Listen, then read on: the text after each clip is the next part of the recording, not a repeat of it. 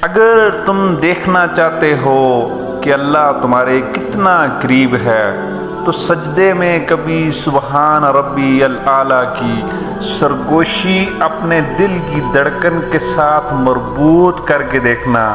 تم محسوس کرو گے کہ جس کا تم ذکر کر رہے ہو وہ تمہارے پاس ہے۔ ہر رکاوٹ میں کوئی نہ کوئی بہتری چھپی ہوتی ہے، یہ بات اللہ ہی بہتر جانتا ہے۔ پریشانیاں بڑھ جائیں تو خدا کے سامنے رو لیا کریں، بے شک وہ 70 موت سے زیادہ پیار کرنے والا ہے۔ ہم جتنا مردے کو کندھا دینے کو افضل سمجھتے ہیں، اتنا کسی زندے کو سہارا دینا سمجھ لیں تو ہزاروں انسانوں کی حالت ٹھیک ہو جائے۔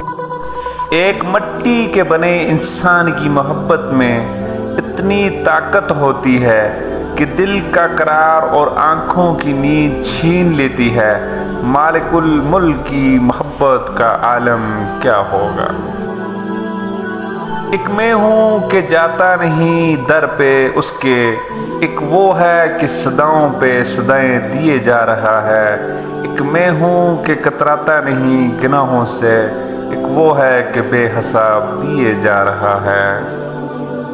قرآن کی خوبصورتی یہ ہے کہ تم اسے بدل نہیں سکتے لیکن یہ تمہیں بدل سکتا ہے۔ سبحان اللہ۔ آزمائش تو انہی کے لیے ہے جنہیں اللہ چاہتا ہے، اور صبر بھی وہی کرتے ہیں جو اللہ کو چاہتے ہیں۔ سبحان اللہ۔ توبہ روح کا غسل ہے، جتنی بار کیا جائے روح میں نکھار پیدا ہوتا ہے۔ سبحان اللہ۔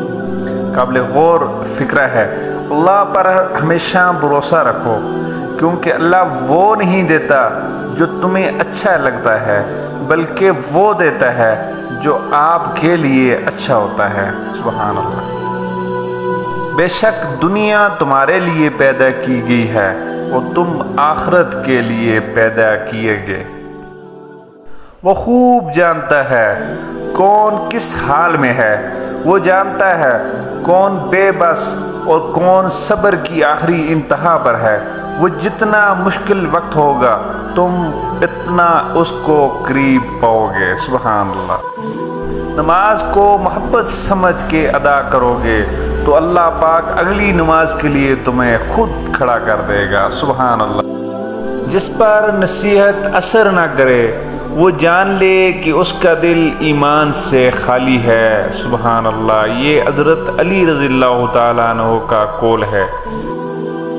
حضرت علی رضی اللہ تعالیٰ عنہ نے فرمایا، پریشانی میں مذاق اور خوشی میں تانا مت دو، کیونکہ اس سے رشتوں میں موجود محبت ختم ہو جاتی ہے۔ ویڈیو اچھی لگی ہو تو ہماری حوصلہ افزائی کے لیے ہمارے چینل کو لازمی سبسکرائب کریں۔ اللہ نگہبان۔